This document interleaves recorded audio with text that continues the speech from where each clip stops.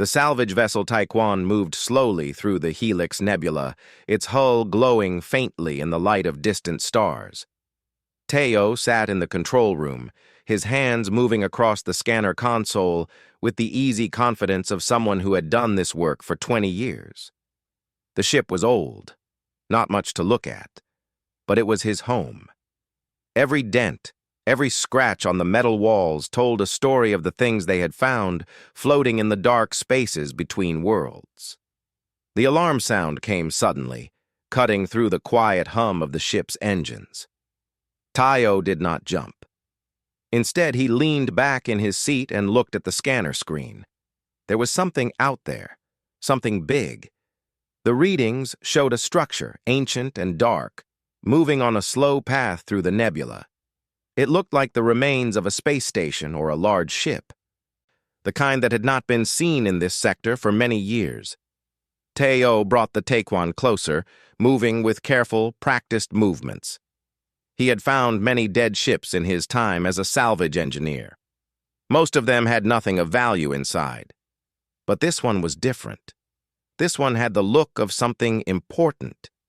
The design was wrong for the colonies. It was older, with smooth curves and strange markings that Teo did not recognize. He called down to the cargo bay where his team was resting. Nari came first, the communications officer, followed by Jae-woo, a young engineer with quick hands and quicker thinking. Within minutes, the three of them were suiting up, getting ready to go inside the dead structure. The air recyclers in their suits made small hissing sounds as they sealed the helmets. The docking was difficult. The structure was drifting, its systems long since shut down. But Teo was good at difficult things. He brought the Taekwon alongside and fixed the two ships together with magnetic clamps. The metal groaned as the seal locked in place. Teo felt the familiar slight pull in his chest as the pressure equalized. Then the three engineers were moving through the connection tunnel, their lights cutting through darkness. Inside the dead ship, everything was quiet. The corridors were wide, wider than any human ship needed. The walls were smooth, almost like glass, and they seemed to hold a faint glow of their own, though whether that was from the emergency lighting or something else, Teo could not tell. They moved deeper, checking each section, looking for anything that could be valuable. A working computer. Tools made from unknown materials. Data storage devices that might hold information about technology they had never seen before. But it was Teo who found the bio-sealed cargo hold. The door was massive, 3 times the height of a man, and it was sealed with red lights that blinked slowly in the dark. Warning lights. He could feel Jae-woo moving up beside him, could hear the young engineer's breath through the suitcom system. "What is that?" Jae-woo asked, his voice small in the darkness. Teo did not answer right away. He was looking at the control panel beside the door. There was writing on it, strange symbols that he did not understand. But below the symbols, someone had scratched words in basic human script. The words were old, carved deep into the metal, as if whoever wrote them had done it with great force. The words said only this: "Do not open. Quarantine active." "We need to call this in," Nari said. She was the careful one, always thinking about protocol and procedure. "This could be dangerous." But Teo was already moving his scanner over the door, checking the seal. The readings told a story. The containment systems were failing. Slowly, but definitely failing. The power was low, had been low for a very long time, maybe years, maybe decades. The red lights kept blinking, but they were not as bright as they should have been. Soon they would blink no more. "We have to look," Teo said. "Whatever is in there, it is waking up. If we do not understand what we are dealing with, people could die." He moved to the control panel and began to work. The interface was strange, nothing like human technology. But the basic principles were the same. Power, access, lock, unlock. After several minutes of careful work, he found the right sequence. The door began to slide open, groaning in protest, the metal sound echoing through the corridor. Inside was a chamber unlike anything they had ever seen. The walls were made of crystal or something like crystal, clear and bright. And inside that crystalline chamber was a creature. It was sleeping, or it seemed to be sleeping. Its body was long, almost like a reptile, but that was where any similarity to earth animals ended. Its scales caught the light and threw it back in shades of purple and blue and colors that had no names. Along its back and down its sides, patterns of light pulsed slowly, like a heartbeat made of bioluminescence. It had 4 limbs, but they were strange, with extra joints, moving with a grace that was somehow terrible to watch. Its head was wedge-shaped, with what might have been eyes, though they were currently closed, and rows of something that could be teeth or could be something else entirely. Nari made a small sound, something between a gasp and a scream. Jaewoo stepped back, his suit light shaking as his hand moved, but Teo stepped forward. He could not explain why. Instinct, perhaps, or just the weight of 20 years of looking at broken things and understanding them. He placed his gloved hand against the crystal wall. The creature inside was not moving. Its breathing, if that was what the gentle rise and fall of its body was slow and steady. It was not dead, but it was not fully awake either. "We need to see the ship's records," Teo said quietly. "Whatever this thing is, whoever put it here was very afraid of it." The ship's computer core was in what must have been the command center. The information was still there, hidden in systems that had been shut down but not erased. It took time to access, but Teo was patient. And when the data finally came through, the words on the screen made everything clear. The creature had been designated Creature 09. The logs called it the most dangerous thing the Valorian Empire had ever created. A bioweapon, a tool of destruction. The record said it had killed entire military forces. It was something that should never have existed. The scientists who created it had called it an abomination. And then the logs stopped. There was no explanation for why it had been brought here, sealed away, and abandoned. Just a final entry from someone named Commander Yoon-hee, written in neat, careful handwriting, and it said only, "I cannot be the one to kill it. Let someone else have that burden." Teo looked at his 2 companions. Nari was pale, her face visible through her suit helmet. Jaewoo was shaking. But when Teo looked at his scanner readings, he saw something that neither of them could have known. He saw the power levels in the containment field dropping. Within days, maybe within hours, the crystal barrier would fail completely. "We need to get back to the ship," he said finally. "We need to tell Captain Minsu what we found, and then we need to decide what to do." They did not speak on the way back. They did not speak in the connection tunnel. But as Teo looked back at the dead ship before the Taekwon disconnected from it, he found his thoughts returning to that creature in its crystal chamber, to those patterns of light that had pulsed so gently in the darkness, to that question that would not leave his mind. Was it truly the monster the logs said it was, or was it just something that had never been given a chance to be anything else? Captain Minsu listened to the report in his office, his face showing nothing. He was an old man, older than Teo, with gray hair and eyes that had seen many strange things in the depths of space. When Teo finished speaking, the captain sat back in his chair and said nothing for a long time.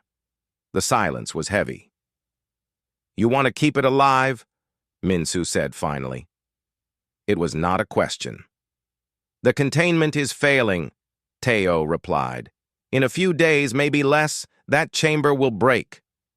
Either we go back and destroy the thing before it wakes, or we understand what we are dealing with first." Minsu stood and moved to the window of his office. The Taekwon's lights cut through the darkness outside, showing the salvage ship's own reflection in the glass. "The logs call it the deadliest thing in the galaxy," he said quietly. They say it can kill entire armies. Why would we want to keep something like that alive? Because someone wrote in those logs that they could not kill it themselves, Teo said. Because it was sealed away carefully, not destroyed. And because when I looked at that creature, I did not see a monster. I saw something alone. The captain turned to face him. "Get me Dr. Haywan," he said. "If we are going to do something this crazy, I want another opinion." Dr. Haywan arrived within the hour. She was the Taekwon's biologist, a woman in her middle years with dark eyes that always seemed to be looking for answers to questions that had not been asked yet. Teo showed her everything they had found: the ship's records, the scanner readings, the video feed from inside the crystal chamber. She watched it all carefully, her face showing nothing, just like the captain's. "These are human observations," she said when the video finished. "But the creature is not human. Its biology is completely different. What looks like violence to us might be something else to it. What looks like aggression might be defense. We cannot understand this creature with just the words left behind by people who were afraid of it." "So we should study it," Teo said. "Yes," Haywan replied. "But carefully, with respect. This creature is intelligent. I can tell that from its body structure. The neural patterns in the brain are complex. It thinks. It feels. We need to remember that." Over the next 3 days, the team worked to prepare. They moved the crystal chamber from the dead ship into one of the Taekwon's secure cargo bays. The chamber itself was sealed, a perfect barrier of material that seemed almost alive, shifting slightly with colors that moved across its surface. Emergency power lines were connected to keep the systems working. Dr. Haywan set up instruments to monitor the creature's vital signs. Jae-woo helped install cameras so they could watch the creature without having to enter the chamber. The creature woke on the 4th day. Its eyes opened first, large and dark and intelligent. It took a moment to understand where it was, its body going tense, ready to fight. But then it saw the humans standing behind the transparent barrier, and something changed in its movements. It did not attack. Instead, it moved to the edge of the chamber and looked at them. The engineer Nari was the first to step forward. She moved slowly, carefully, the way you would approach a scared animal. She placed her hand against the transparent barrier. The creature watched her for a moment, and then it moved.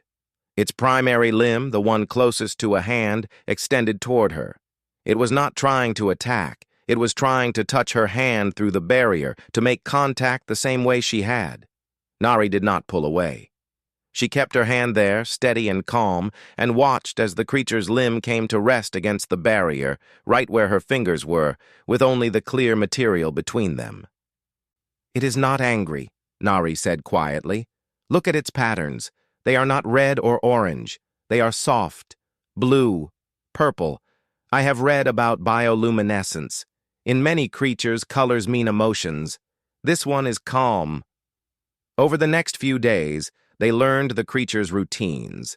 It slept at certain times. It was awake at others. It moved through its chamber carefully, examining every part of it, learning its space. And whenever the humans came near, it came to watch them. It learned their patterns, too. It knew when Teo would arrive, when Nari would bring the instruments, when Dr. Haywan would check the readings. Jae-woo, the young engineer, began to talk to the creature. Not in any language, just words, stories about his family and the ship and the work they did. The creature would listen, its head turned toward Jae-woo, its patterns of light pulsing gently. There was something almost like understanding in the way it watched.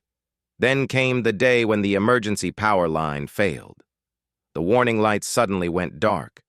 The creature's chamber, the barrier that had been glowing faintly, began to dim. The whole bay was filled with the sound of alarms, the emergency systems screaming that containment was failing. Teo was there first, racing to the control panel. The chamber was cracking. He could see it happening, a spider web of lines appearing in the crystal. The team was evacuating. Captain Minsu's voice came through the speakers, ordering all personnel away from the cargo bay. This was what they had all feared. The creature was going to be free. The deadliest thing in the galaxy was about to step out into their ship. But something unexpected happened. The creature did not try to break through the failing chamber. Instead, it moved beneath the largest crack. The shards of crystal began to fall, sharp pieces of the barrier, and the creature used its body to shield them, to slow the collapse, to give everyone still in the bay time to get away. Jae-woo was frozen in fear by one of the exits. The creature saw him and made a sound, a strange harmonic cry that was almost musical. The young engineer was snapped out of his panic by the sound and ran. The chamber finally collapsed completely, but the creature did not attack. It lay beneath the rubble of crystal, its scales bleeding where the sharp material had cut them, and it did not move. It waited. And when the emergency response team came with weapons drawn, ready to shoot, Teo threw himself between the creature and the guns. "No," he said, breathing hard. "No, this thing just saved our lives. It took that falling crystal on its own body instead of letting it hit us. Whatever it is, whatever it was created to be, it is not a weapon. Not now. Not anymore." Dr. Hae-won moved forward carefully, her medical kit in her hands. She began to clean the creature's wounds, and the creature let her, its patterns of light shifting to softer colors. To colors that might have been pain, or might have been something else. Something that might have been trust. Captain Minsu lowered his weapon. He looked at Teo, then at the creature, then at his crew. "Get this base sealed," he said finally, "and get Dr. Hae-won whatever supplies she needs. We are going to keep it alive." And so the creature survived its first test aboard the Taekwon. But more importantly, the crew had seen something that changed everything they thought they knew. They had seen a monster choose compassion. And once you see something like that, you can never think of it the same way again. Within a week of the chamber collapse, the crew of the Taekwon decided to give the creature a name. Teo suggested Kara, a word from the old languages that meant beloved. It was a simple name, and it felt right. Dr. Hae-won created a translation device that could take Kara's sounds and turn them into words the humans could understand.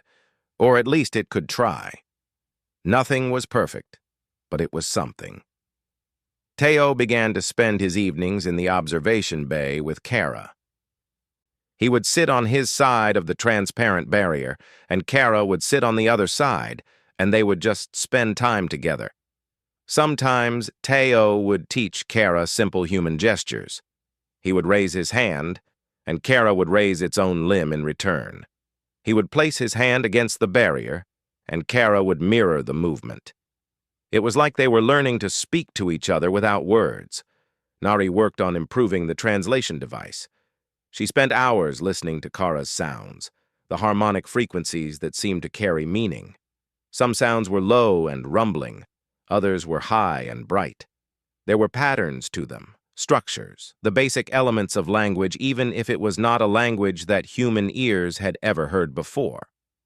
Slowly, Nari began to understand.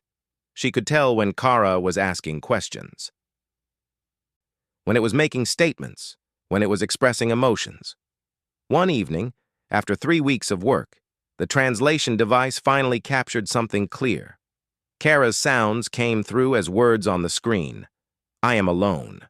I have always been alone." Teo looked at the screen for a long time. He thought about the creature's history, sealed away in that crystal chamber, studied by scientists who feared it, imprisoned by people who hated it. He thought about how long that would take, being alone, knowing that everyone who saw you was afraid. He placed his hands on the keyboard and typed a response, which Nari played through the speaker so Kara could hear the words translated into its own harmonic patterns. Teo wrote, "You are not alone anymore." Kara's patterns of light changed. They became bright, golden, almost like happiness. And it made a sound that the translation device turned into words. "Yes, I feel that. I feel your kindness. Why? It was a question that Teo had not expected. He typed back slowly, thinking about his answer. Because you saved us. Because you are intelligent. Because you are worthy of kindness. The transformation in Kara over the next month was remarkable. Its wounds healed, the marks from the crystal chamber fading into its scales. But more important than the physical healing was the change in Kara's behavior. It started to trust the humans. It would watch them as they worked in the cargo bay, study their movements, try to understand the things they were doing. When Jae-woo worked on repairs near the barrier, Kara would observe carefully, and sometimes it would make suggestions through the translation device, not in words, but in movements, showing Jae-woo a different way to do something that was more efficient. One afternoon, a problem developed with the ship's water recycling system. It was a complex issue, and the usual repairs were not working. Captain Min-soo was frustrated. The system was integral to the ship's ability to function. If it failed completely, the crew would have maybe 2 weeks before they ran out of water. Teo was at the barrier trying to figure out what to do when Kara made a sound that made the translation device activate. Kara said, I have studied your systems. The problem is in the third valve. Your pressure is too high. You need to reduce the input flow by 30%. Teo looked at the creature. They had never discussed the water system with Kara. It had only watched as the crew worked. Somehow, by observation alone, it had understood how the system functioned and had identified a problem that the human engineers had missed. He gave the instructions to Captain Min-soo. The captain was doubtful, but they were running out of options.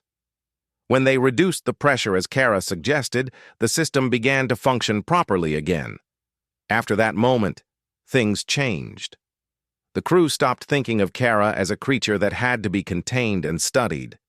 They started thinking of it as a part of the team, a member of the Taekwon family. Captain Min-soo made an official announcement. Kara was the mascot of the ship. The decision was voted on, and every single crew member voted yes. But not everyone in the wider galaxy was happy about this. Messages began to arrive from the Galactic Council. Demands that the creature be destroyed. Threats that if the Taekwon did not comply, there would be consequences.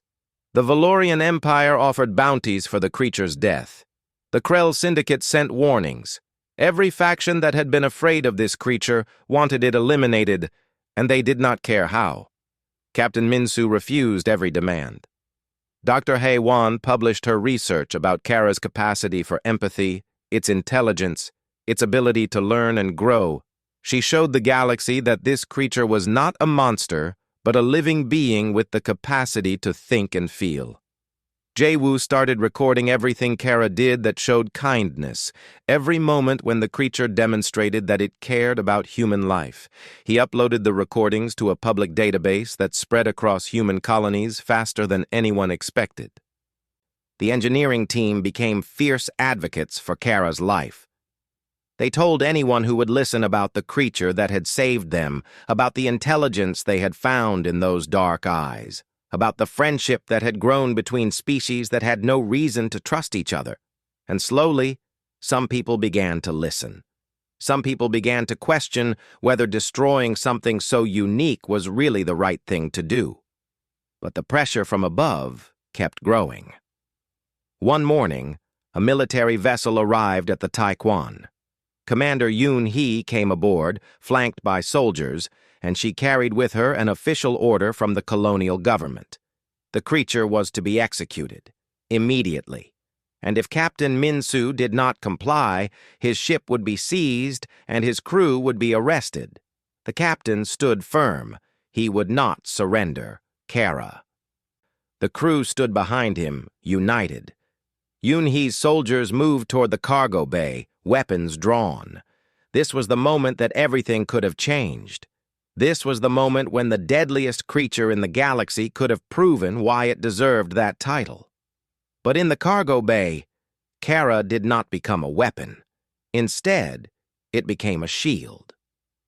When Commander Yoon-hee raised her weapon and aimed at Kara, Teo threw himself between them, and when the commander's finger moved toward the trigger, Kara's bioluminescence flared, not as an attack, but as a defense, a burst of light so bright and concussive that it shattered the commander's weapon and sent every person in the bay sprawling backward.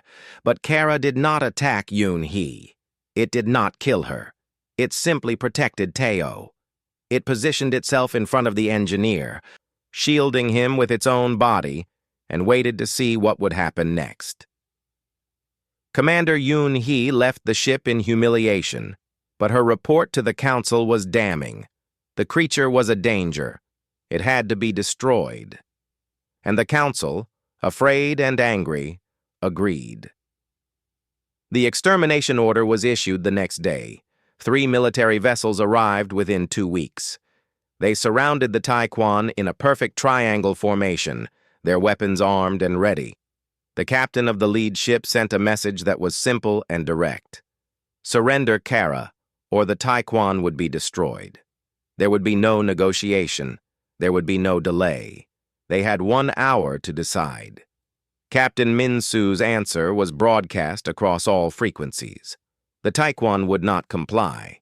They would not surrender Kara. And if the military wanted the creature, they would have to destroy the ship and everyone aboard it to get it. The decision sent shockwaves through the crew. This was no longer about scientific discovery or adventure. This was about survival. This was about whether they were willing to die for what they believed in. Tai-O looked at the faces of his team. They were scared. All of them were scared. But they were also determined. "We need to upgrade the defenses," Teo said at the emergency meeting Captain Min-soo called. "The Taekwon was built for salvage work, not combat. But we can make it harder to destroy." Jae-woo stepped forward. "I can improve the power distribution system," he said. "We can redirect energy from non-essential systems to the shields. It will give us more protection, maybe enough to survive longer." Dr. Hae-won had a different idea. "We need to tell people," she said quietly. "We need to broadcast Kara's story to everyone, everywhere. If enough people know what Kara really is, what it has really done, maybe we can force the council to change their order." Nari agreed. "I can hack their communication network," she said. "We can get the message out before they can stop us. We can show the galaxy what Kara really is." The work began immediately. Teo and Jae-woo worked in the engine room, rerouting power systems, reinforcing the shield generators. It was hard work, delicate work, because one mistake could kill the entire ship. But they had done impossible things before. They could do this. Dr. Hae-won compiled her research, all of it, years of observations and data, and moments of pure connection with Kara. She created a presentation that showed the creature's intelligence. She showed the water recycling system problem that Kara had solved. She showed the moment when the creature had protected Tai-O from Commander Yoon-hee's weapon. She showed it all. Nari broke into the council's communication systems, and the presentation went out to every inhabited world. It went to colonies and space stations and ships.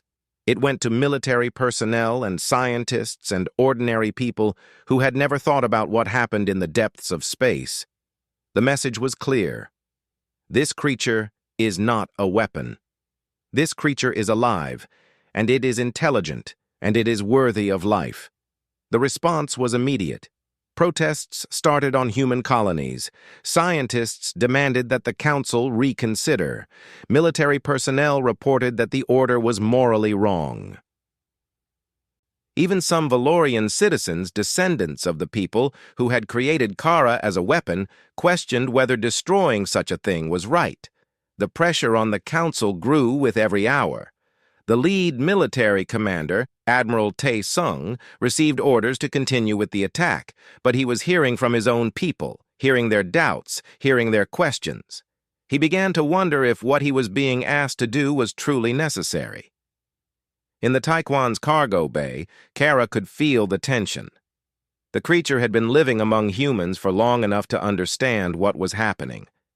It understood that the ships outside meant danger.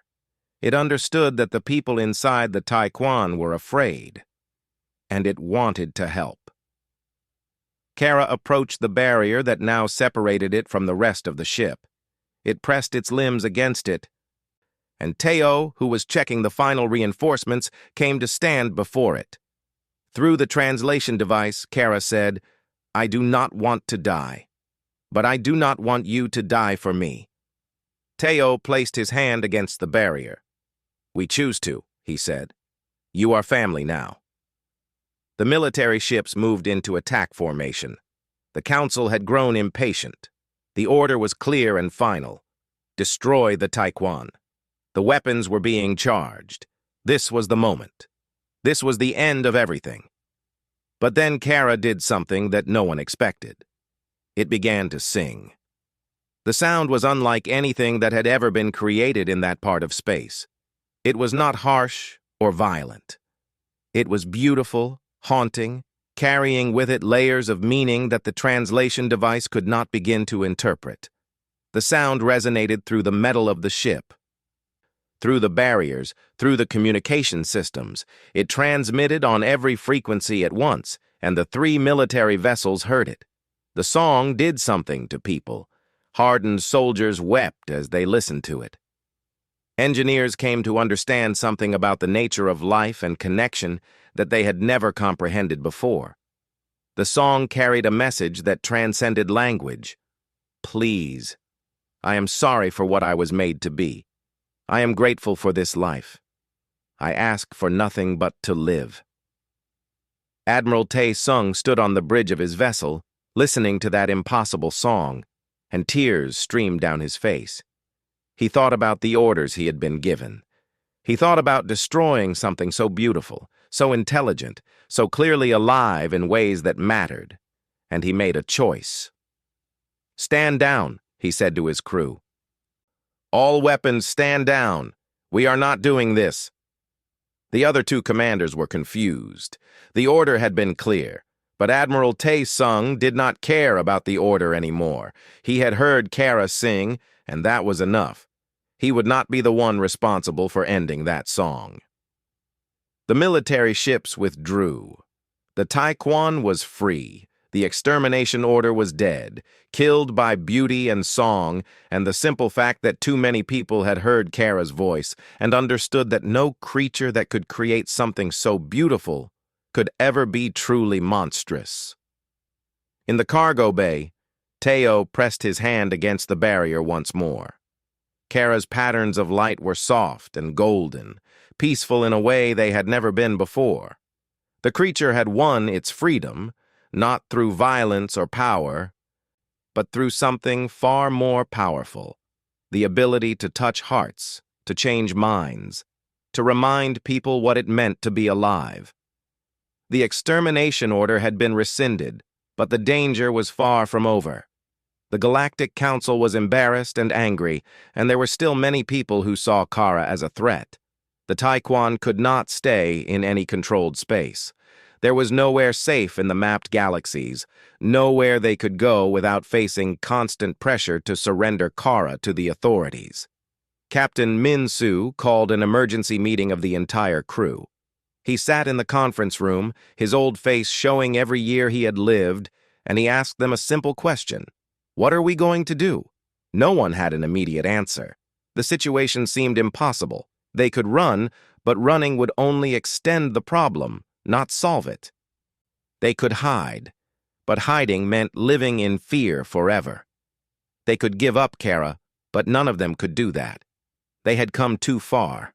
They had seen too much of what Kara really was to betray it now.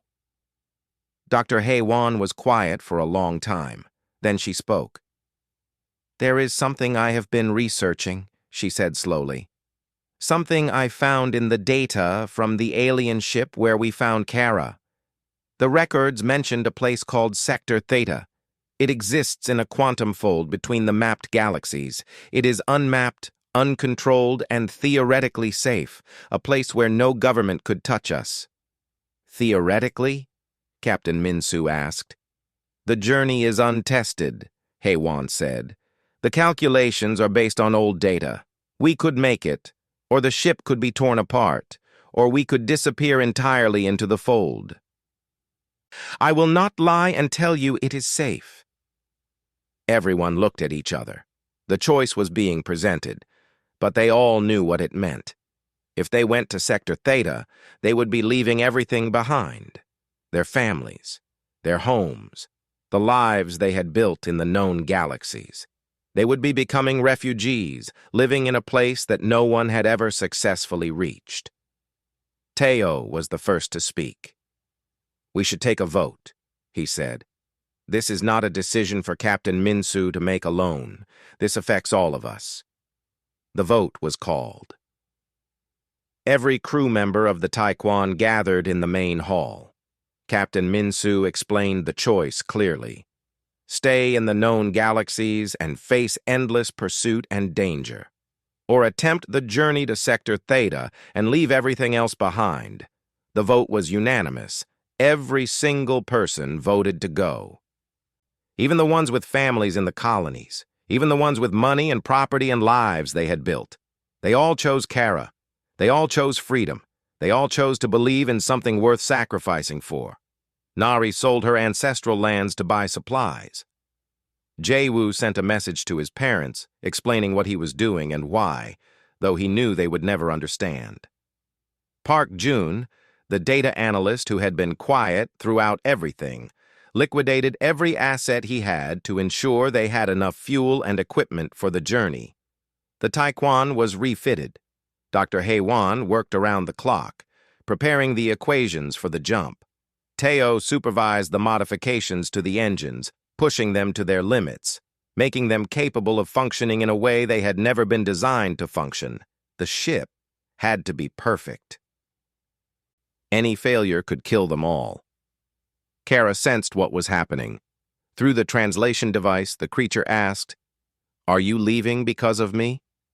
Teo sat by the barrier one evening and answered honestly. "Yes," he said. "We are leaving the only homes we have known to protect you, to give you a chance to live, to give ourselves a chance to live with you." Kara's patterns of light shifted, turning soft and golden, and the creature made a sound that almost seemed like sadness and gratitude at the same time. Through the translator, Kara said, "I am sorry." "Do not be sorry," Teo replied. "You saved us first. We are just returning what you gave to us." The day came to leave. The Taekwon detached from the salvage docks where it had been registered for the last 5 years. Captain Minsu set the coordinates that Dr. Haewon had calculated. The crew took their positions. The engines began to power up, and the ship started to move toward the edge of the mapped space, toward the boundary where the quantum fold existed. Kara was brought up from the cargo bay for the first time since it had been found. The creature moved through the corridors of the ship, seeing the home it had lived in for months, understanding what was about to happen. It stood at the observation window with Teo, looking out at the space they were leaving behind. "In a few minutes," Teo said, "everything changes. We are going to jump into something unknown. Some of us might not make it. But if we do, we are going to have a place where we can be together, where no one will tell us that this is wrong." Kara placed its limb against the window. "I have been alone for so long," the creature said through the translator. "I was made to be a weapon. I was feared and hated. But you showed me something different. You showed me what it means to be part of something. To be loved. I will follow you anywhere." Captain Minsu's voice came through the communication system. "All crew members prepare for quantum jump in 30 seconds. Teo took his position.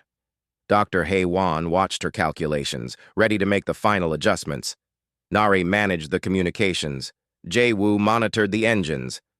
Park Jun watched the power systems. And Captain Minsu, old and wise and brave, placed his hands on the controls. "Jumping in 5 seconds," the captain said. 4, 3, 2, 1. The Taekwon accelerated. The jump drive activated. And for a moment, There was nothing but brilliant light. The ship seemed to be torn apart and put back together at the same time. Space itself twisted around them, and reality became something strange and impossible. And then, suddenly, it was over. The ship emerged on the other side, intact and whole, and the view outside the windows took every breath away. There was a world below, a planet unlike anything they had ever seen, with two suns creating light in shades of gold and violet. The sky was filled with floating crystal formations, gleaming in the strange light. Life was everywhere, growing wild and beautiful. Kara looked out at the new world, and for the first time, the creature's patterns of light became a brilliant, bright gold, not the pale gold of contentment, but the burning gold of joy, of hope, of home. "We made it," Teo said quietly. "We made it," Captain Minsu confirmed. "Welcome to Sector Theta. Welcome to the rest of our lives."